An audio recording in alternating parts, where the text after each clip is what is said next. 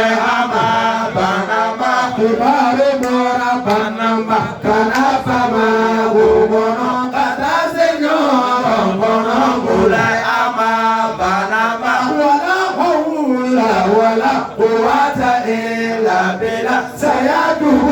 jeratu mulai ama banamba sayanyete kambela sayanyete togola qur'ana tigitarida mulai ama banamba mulai bereza bebe mulai zene dara bereza jini bebe mulai ama banamba mulai bereza dabo nurumbe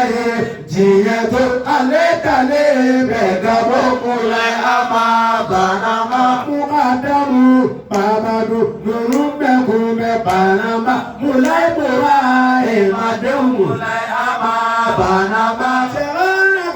babadu yele mani jarabi uyama baba fawa mulai ama banaba sirebita taladu anisidati haidara ale haji khalilu mulai ama banaba muhammadu si kamsara auzila kuhaneti gebemi mulai ama banaba Allahumma ababi segidum mulai ama banaba sayae amamine ayatu Allahumma ababi segidum mulai ama banaba silameya shariyo ayutafa banaba eseguna dongola mulai ama banaba indigume kumabo wabakelena angumeni kumabo mulai ama banaba angakuri alai nabina muhammadu onibuma kumabo mulai ama banaba madine kau kasira mahandobo sumana sahaba be kasira mulai ama banaba amba kebi amba fodi silameya geyara nabiullahi fatura mulai ama banaba sehebina bubagari alewa juliga amadoko alabe mulai ama banaba alabiye kirada kagechide yabema o alare yamine mulai ama banaba hayu masa bada alabe atechimo abaga mulai ama banaba hayu masa bada alabe atechimo abada mulai ama banaba muye ambire janya sirifi ama aidara amino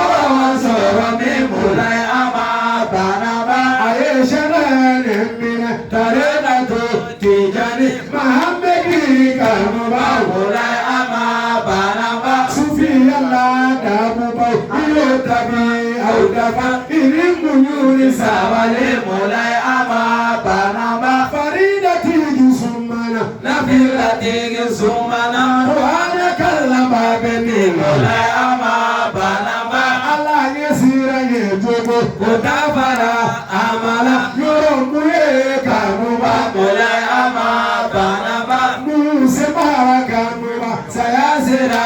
amamo ayikodo tiyala mulai ama banaba kau kapasi sebara ye jiyato kabesu malo de mulai ama banaba mulai ama haidara iye dua omige kogenu ye ine mulai ama banaba muhammedi kuye dua oge amaye alagane magaye mulai ama banaba janatu he fidausi igafara mogega mulai ama banaba bijai sayyidullah muhammadul mustafa alagi kwa pariga mulai ama banaba bijai sayyidullah muhammadul mustafa alagi kwa pariga mulai ama banaba huwa nabi wal jaba atu kulli musin mulai ama هو الحبيب الذي ترجى شفاعته لكل مسلم ملائمة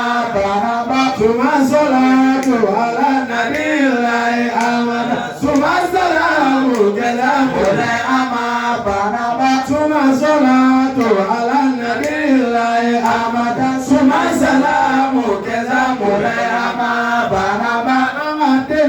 Allah be koyu minu gera ya Allah buke here mulai ama banama ngateli Allah be koyu minu gera ya Allah buke here mulai ama banama jama bega hage to seli wati chola amani ne wati bo mulai ama banama jama bega hage to seli wati chola amani